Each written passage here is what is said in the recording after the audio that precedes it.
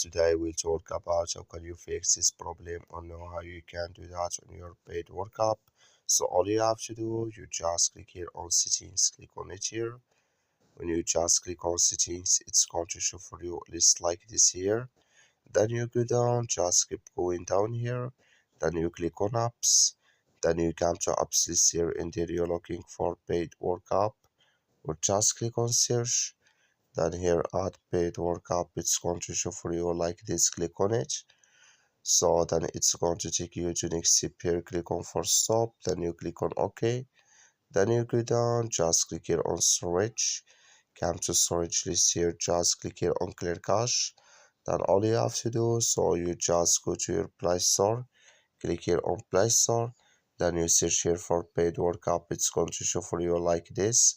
You will find here updates, click on it, then it's going to work with you.